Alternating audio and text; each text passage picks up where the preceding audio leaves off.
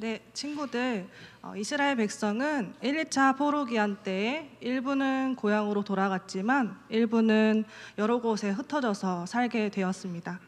어, 오늘 우리가 만날 에스더도 고향으로 돌아가지 않고 바사, 페르시아라는 곳에 살고 있었어요. 에스더는 어린 시절 부모님을 잃었습니다. 그래서 사촌인 모르드게가 에스더의 양아버지가 되어 에스더를 딸처럼 키우게 되었어요.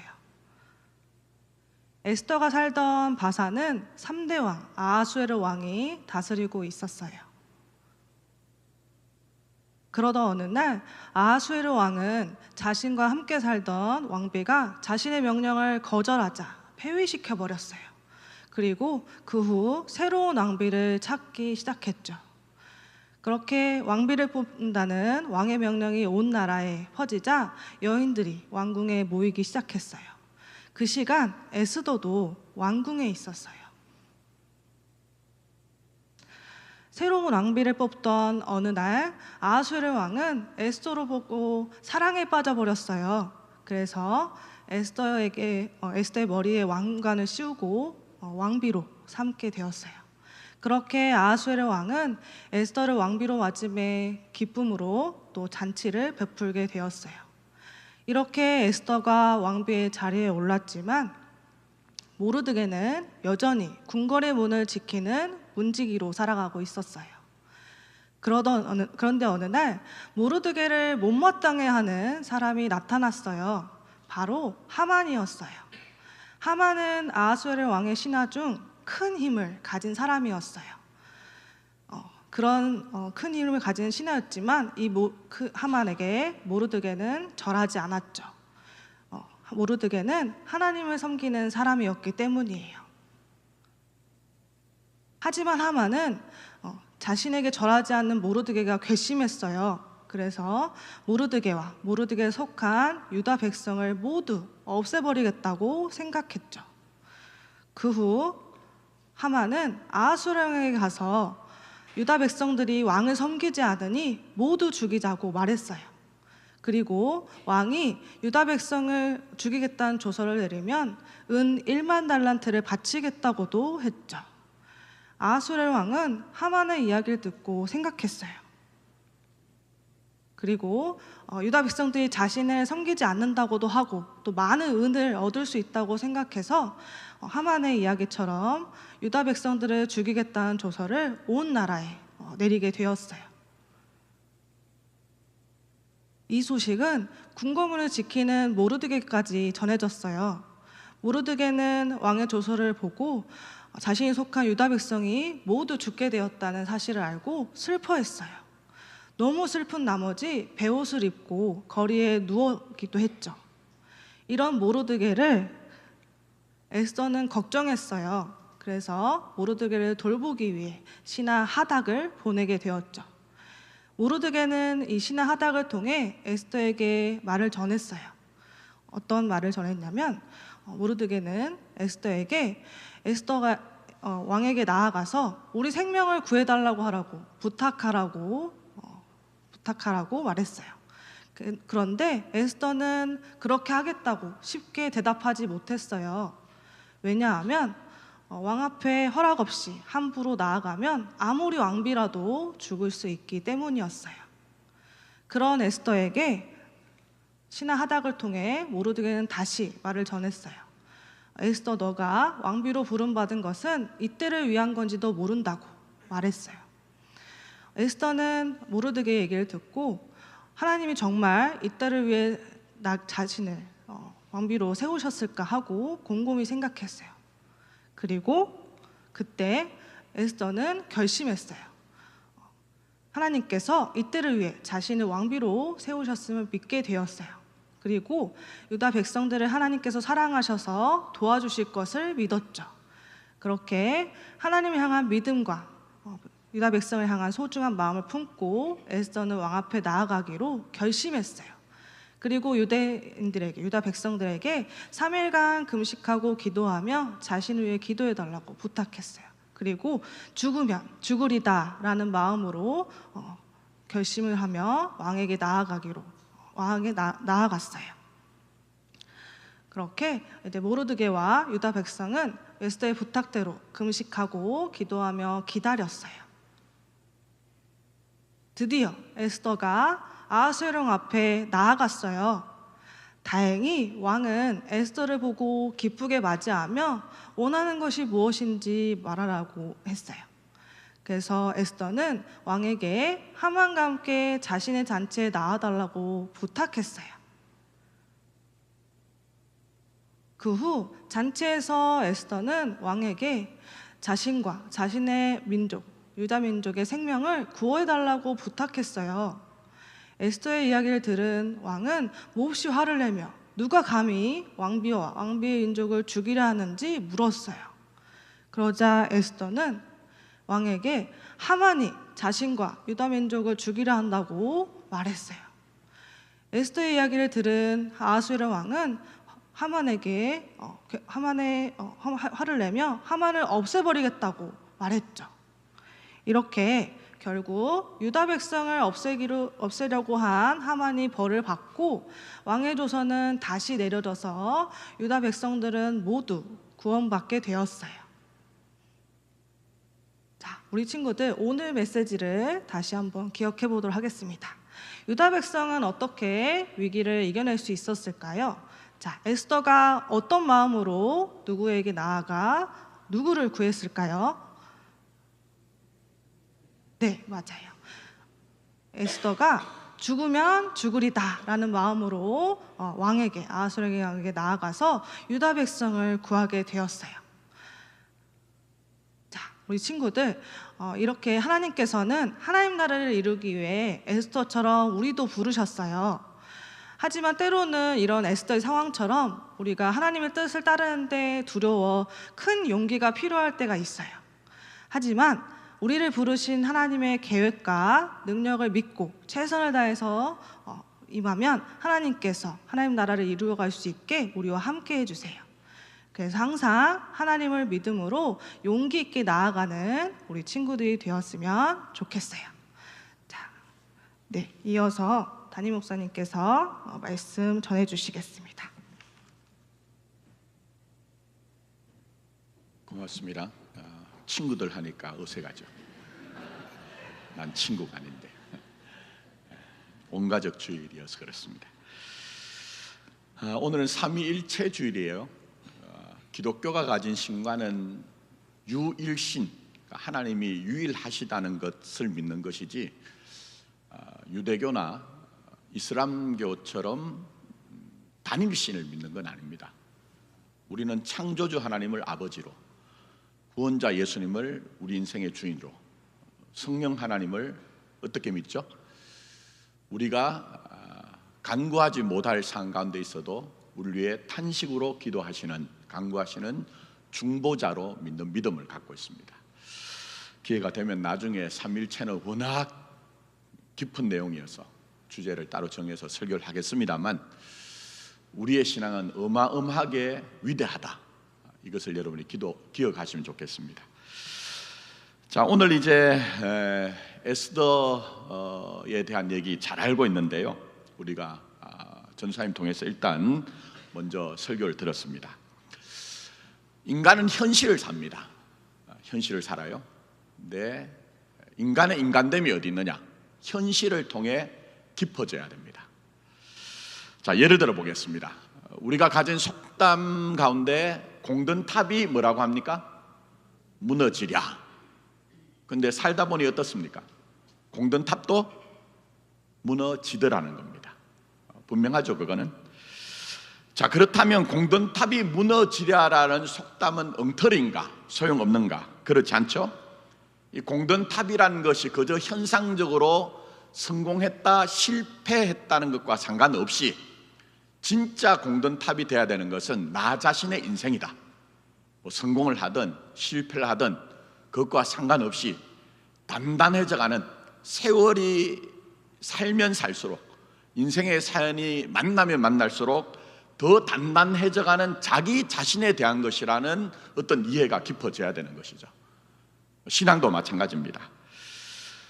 자, 오늘 이제 전도사님이 설교를 하셨어요. 지금 이제 설교하신 내용은 히드쇼라고 하는 교육 선교단체에서 컨텐츠를 제공해서 이제 설교와 또 우리 자녀들 교육을 함께 하고 있습니다. 근데 에스더라고 얘기하면 여러분 먼저 떠오르는 게 뭡니까? 죽으면? 그렇죠, 죽으리라 이렇게 됩니다. 근데 여러분은 어떠신지 모르지만 제 기억에 저는 주일학교 어린 시절부터 에스더가 죽으면 죽으리라 이 내용을 갖고 더 진한 각오와 더 진한 진심이 신앙이라는 그런 설명을 듣고 자랐습니다. 여러분 어떠신지 모르겠습니다. 저는 그랬습니다. 자, 그러나 기독교 신앙은 그 정도에 머물면 안 됩니다. 기독교 신앙이 거기에만 머물면요, 지성이면 뭐라고 합니까? 감천이다.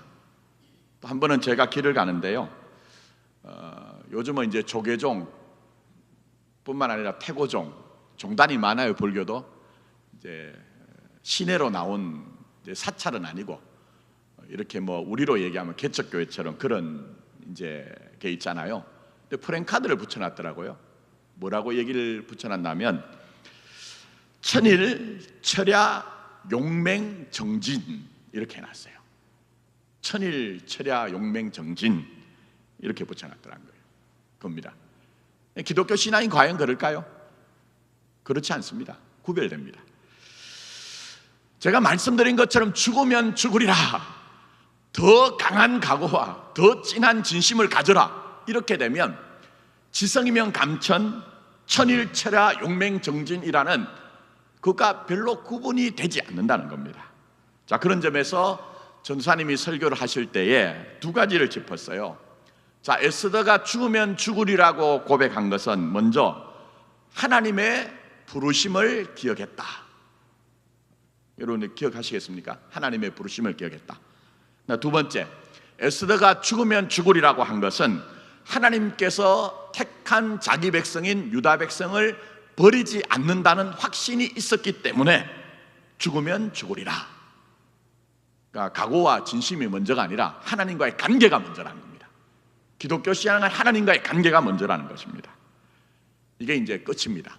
그럼 제가 설교 끝내고 마무리하면 됩니다. 그러나 그렇게 할 수 없는 것은 여러분이 섭섭해 하실 것이 아니라 담임 목사로서의 저의 효용 가치가 없어지는 것에 대한 불안, 두려움 때문에 제가 조금 더 이어가겠습니다. 자, 말씀하신 것처럼 죽으면 죽으리라 하는 것은 하나님의 부르심을 이해를 했고, 또 더 나아가서 하나님께서 자신의 택한 백성을 죽도록 내버려 두지 않는다는 확신 속에서 죽으면 죽으리라고 했는데, 그렇다면 이 내용을 우리는 어디에 적용해야 하느냐는 거예요. 어디에 적용해야 하느냐. 우리에게는 에스더처럼 무슨 국의 그런 어떤 요청이 있거나 일생일대 사생 결단해야 될 일이 그렇게 흔한 것은 아니거든요. 그렇다면 어디에 적용해야 되느냐 하는 거예요. 어디에. 만약 우리가 에스더의 이 사건을 그냥 평면적으로 이해하면 아이고 그건 나와는 상관없다 이렇게 생각할 수가 있습니다. 자, 그러나 그렇지 않다는 겁니다. 그런 점에서 오늘 우리가 우리의 삶에 이 내용을 어떻게 적용해야 되냐, 내게 주어진 현실 잘 한번 생각해 보십시오. 여러분 피할 수 있습니까? 내게 주어진 현실을 외면하고 피할 수 있습니까? 내게 주어진 현실이 나의 현실인 것처럼 더 나가서 하나님께 내 현실이 묶여 있다는 것을 믿자는 겁니다.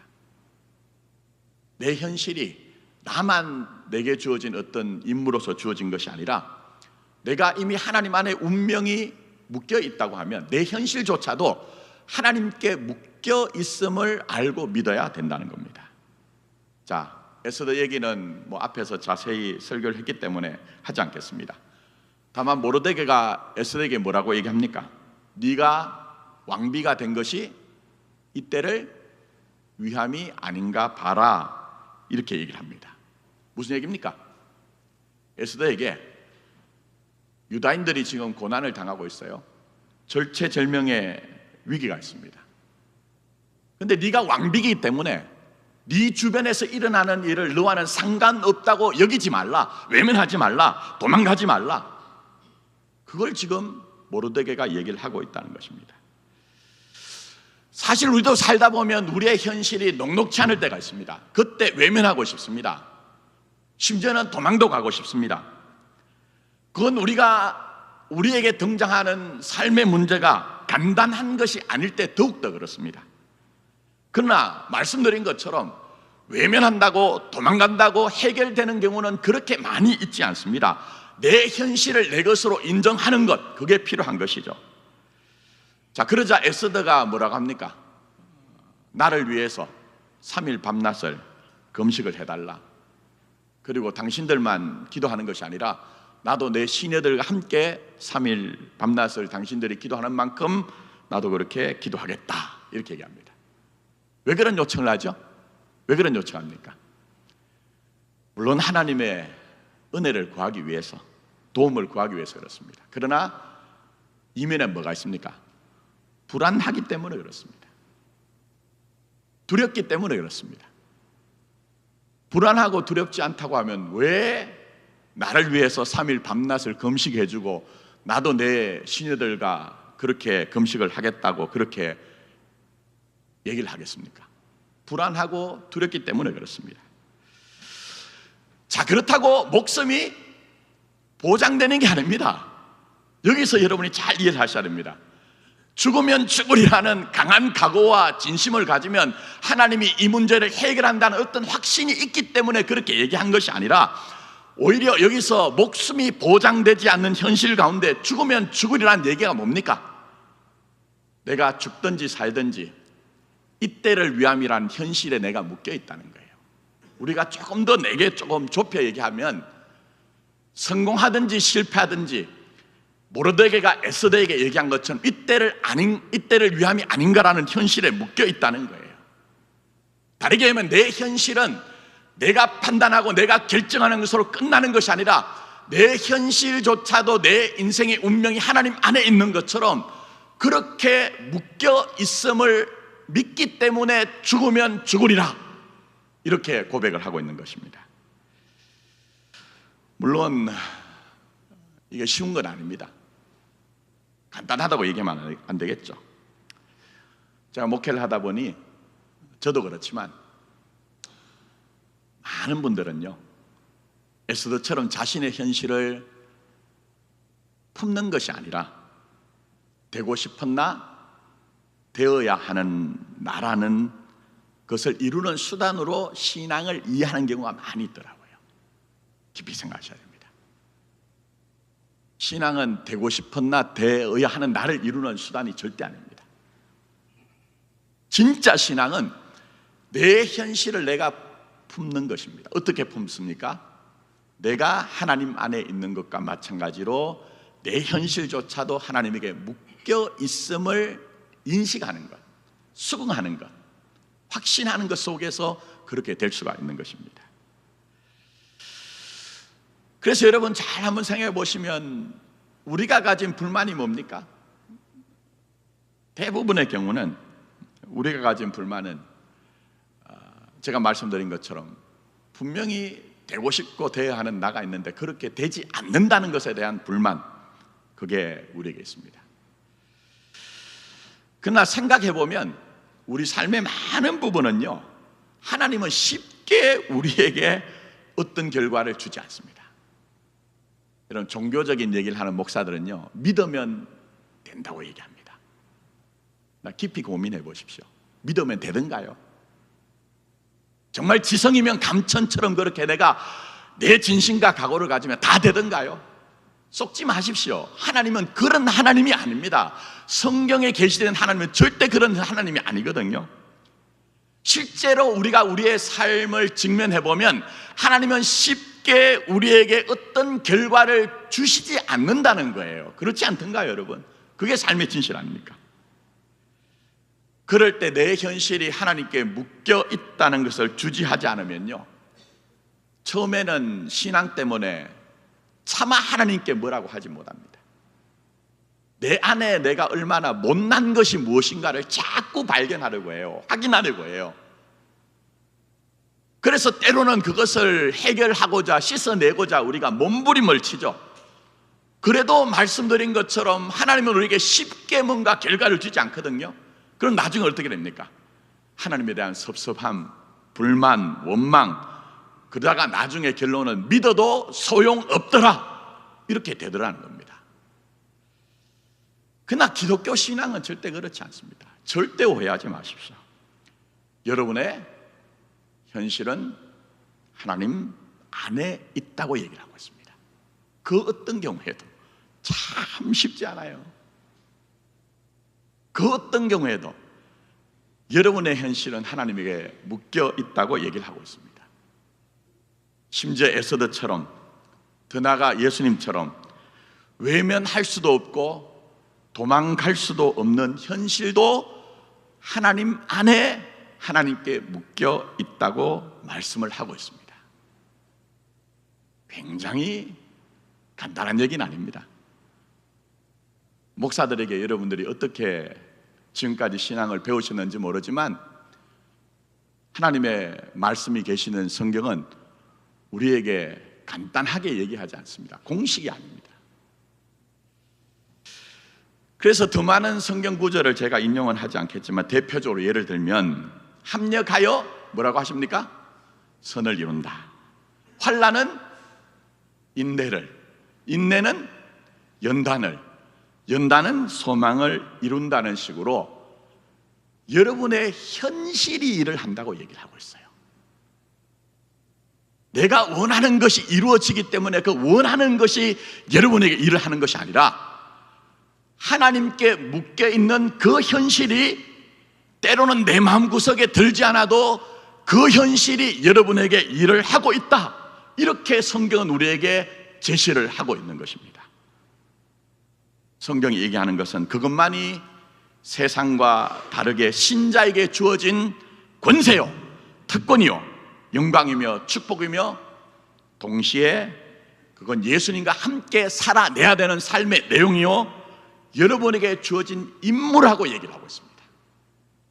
이걸 놓치면 예수님을 아무리 주여 주여라고 외쳐도 실제적으로 우리의 신앙은 깊이가 없는 겁니다. 내용이 없는 겁니다. 자, 그런 점에서 오늘은 설교 제 설명하는 시간이 좀 줄었으니까 좀 빨리 정리를 할게요. 제가 지난 2020년부터 2022년 전반기까지 설교했던 것 같아요. 새벽 기도 시간에 에베소서 강연을 했어요. 그 에베소서는 굉장히 중요합니다. 정말 중요합니다. 복음을 명확하게 드러낸 것에 있어서 로마서 그리고 갈라디아서, 에베소서는 굉장히 중요하거든요. 근데 에베소서 전반부는 복음의 풍성함을 얘기하시죠. 근데 그 목적에 대해서 1장에 보면 정말 중요한 얘기를 합니다. 3번에 걸쳐서 너희를 하나님의 영광의 찬송이 되게 하려 하심이라는 목적을 제시를 하고 있어요. 너희를 하나님의 영광의 찬송이 되게 하려 합니다. 3번을 반복해서 얘기합니다. 자, 그런데 그 내용에 대해서 사도 바울께서는요, 진심과 각오로 확인할 것이 아니라 5장에 가면 뭐로 설명을 하느냐 하면요, 딱 시작이 부부관계로 설명합니다. 5장에 가면 부부관계로. 그래서 아내에게는 이렇게 얘기하죠. 아내는 남편에게 복종하되 그리스도에게 하듯이 하라, 이렇게 이제 명령을 요구를 하고 있습니다. 그러면 이제 당장 아내분들이 이거 좀 불공평하다고 느낄 수 있잖아요. 그래서 바로 이제 남편에게 요구를 합니다. 뭐라고 얘기합니까? 남편은 아내를 사랑하기를 그리스도께서 어떻게 해요? 교회를 사랑하듯이 사랑하라 얘기합니다. 어떻게 느끼십니까? 어찌 보면요, 남자에게 더 무시무시한 얘기를 하십니다. 복종은 흉내만 내도 복종 순종이 될 수 있습니다. 그런데 예수님께서 남편에게 아내를 사랑하기를 주께서 교회를 사랑하듯이 얘기하죠. 그건 무슨 얘기입니까? 예수님이 교회를 어떻게 사랑하셨습니까? 죽으셨잖아요. 제가 오늘 강해를 하지 않습니다. 그때 다 강해를 길게 했기 때문에 더 무시한 얘기를 하죠. 자, 그런데 제가 얘기하고 싶은 건 이것입니다. 자, 신앙이 뭡니까? 내가 복음 안에 발견되었습니다. 그럼 무슨 진심을 발휘하고 각오를 발휘하고 명분을 내세우는 것이 아니라 부부라는 묶여진 현실 속에 네 신앙이 드러나야 된다, 등장돼야 된다, 확인돼야 된다, 이걸 얘기를 하고 있는 것입니다. 진짜 신앙이 뭡니까? 관념적이지 않습니다. 종교적이지 않습니다. 예배당 안에만 머무는 것이 아니라 여러분의 일상과 여러분의 현실 속에서 복음의 풍성함이 여러분을 통해 확정되고 드러나야 된다는 것입니다. 근데 이게 정말 간단한 것은 아니죠. 간단한 것은 아닙니다. 생각해 보면요, 저도 이제 저희 아내와 살 만큼 살았다고 볼 수가 있는데, 결혼 시작할 때, 신혼생활 할 때 제일 힘든 게 뭐냐면요, 요즘 이제 생각합니다. 그땐 왜 그렇게 싸웠을까? 목사라고 무슨 기도하면서 싸우겠습니까? 주여 주여 하면서 싸우겠습니까? 그럴 수는 없습니다. 그건 제가 제 자신을 가만히 보니까요, 요즘 생각합니다. 제 아내한테 당신의 진심은 왜 내가 가진 당신을 향한 진심보다 못하냐? 그것 때문에 싸웠더라고요. 근데 사실은 진심으로 확인하려고 하면 안 됩니다, 여러분. 요즘 생각이 그렇습니다. 신앙도 그렇습니다. 여러분의 진심으로 여러분의 신앙을 확인하면 늘 고민했습니다. 진심과 각오로 뭔가를 확인하려고 하다 보면요, 가까운 관계가 가까워질 수가 없습니다. 가까워질 수가 없습니다. 제가 한 가지 얘기를 하고자 하는데요, 이 얘기는 전에도 했어요. 제가 가끔 이제 했던 얘기를 하면 저희 아내는 반드시 사역이 끝나고 저녁에 집에 들어가면 왜 또 했던 얘기를 또 하냐, 이렇게 얘기합니다. 저는 늘 얘기한 게 있습니다. 교육은 반복이다. 교육은 반복이다. 그런 얘기합니다. 그래서 제가 이 얘기를 하는 것은 이 얘기만큼 부부관계를 너무 적실하게 드러내는 얘기가, 에피소드가 없기 때문에 얘기를 합니다. 이건 실화입니다. 제가 직접 봤거든요. 옛날 일입니다. 한 TV 프로그램에요, 그 부부들, 노부부들이 나와서 퀴즈를 하는데, 이제 그 제시를 하잖아요, 문제를. 그래서 아내에게 맞추게 하고 남편에게 제시를 했는데, 제시어가 뭐냐면 천생연분이었습니다. 남편이 막 이제 설명을 하는 거죠. 할아버지가 당신과 나 사이, 당신과 나 사이 이랬더니 단 1초도 망설임도 없이 아내분이 뭐라 한지 아십니까? 할머니가 왼수 이런 거예요. 왼수. 그랬더니 막 이 할아버지가 막 당황을 하면서 아니 그거 말고 네 글자야, 네 글자. 이러니까 뭐라고 했어요? 평생 왼수. 이렇게 얘기한 겁니다. 그게 진실일 수가 있죠. 그래서 말씀드린 것처럼 진심으로 부부관계를 보면요, 늘 그럴 수밖에 없습니다. 그래서 여러분, 부부 싸움하고 신앙으로 해결이 잘 되던가요? 한번 여쭤보겠습니다. 부부 생활 하시는 분들 잘 안 됩니다. 부부 싸움 하고 교회 와가지고 예배 드리고 나갈 때 여보, 내가 정말 당신한테 너무 잘못했어, 이렇게 눈물 펑펑 흘리고 회개하던가요? 제가 조금 전에 에베소서 말씀 인용했잖아요. 아내는 남편에게 순종하라. 그런 마음에 뭘 가집니까?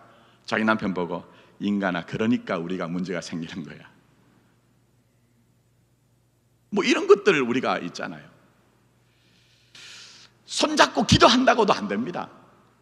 물론 결혼 생활 오래되면 손잡는 것도 어색하지만 어쨌든 손잡고 기도한다고도 해결되는 것이 아닙니다. 그러나 중요한 게 있죠. 그게 뭡니까? 그렇기 때문에 끝내자고 할 수 없는 것이 뭐죠? 부부관계입니다.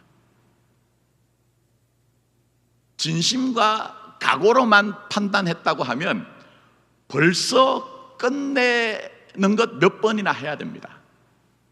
그러나 묶여 있기 때문에 검은 머리 팥불이 되도록 우리는 평생을 함께 하겠습니다 하는 그 약속이 아무것도 아닌 것 같아도 그게 너무 무시무시하고 때로는 자식들 때문에, 때로는 남들의 이목 때문에라도 묶여가는 것, 그게 부부관계죠.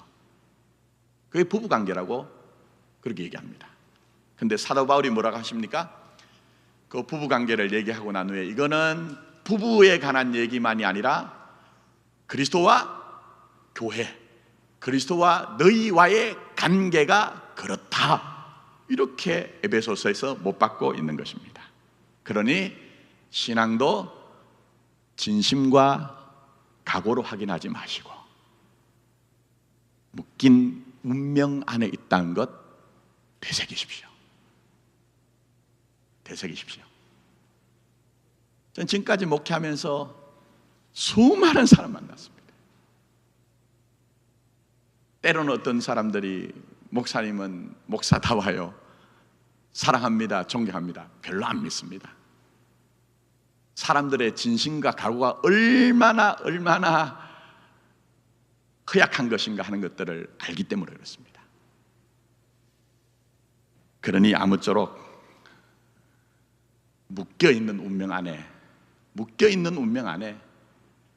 내가 있다, 이걸 좀 기억했으면 좋겠습니다. 자, 그런 점에서 모르드게가 에스더에게 이때를 위함이라 한 것이 뭐죠? 주어진 현실을 네 것이 아닌 것으로, 외면하는 것으로 해결되는 것이 아니라 하나님과 함께 묶여있는 것으로 인정해라, 알아먹어라, 이 얘기입니다. 저는 저와 여러분들이 여러분의 주어진 현실이 어떠한 현실 가운데 있든지 내 현실이 하나님 안에 있다는 믿음을 회복하는 그런 신앙이 되었으면 좋겠습니다. 이걸 너무 못 알아먹으니까 사도 바울이 다시 에베소서 5장에 간단하게 얘기할게요. 부부 다음에 뭘 등장시키죠? 부모와 자식. 부모와 자식 간의 관계가 뭡니까? 원초적으로 불만족스러운 관계입니다. 잘 한번 생각해 보십시오. 원초적으로. 여기 계신 분들 어떤지 모르지만 사춘기에는요, 누구나 다 우리 엄마가 아니라 옆집 아줌마가 우리 엄마였으면 좋겠다 하는 그런 마음이 들었던 때가 있습니다. 철이 없을 때는.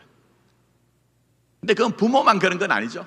부모만 그런 것이 아닙니다. 제가 이렇게 목회를 하다 보면, 상담을 하다 보면 부모들의 고통이 있어요. 그게 뭐냐면 이런 거로 압축을 할 수가 있습니다. 목사님, 우리 애는 밖에만 나가면 멀쩡해요. 밖에만 나가면 멀쩡해요.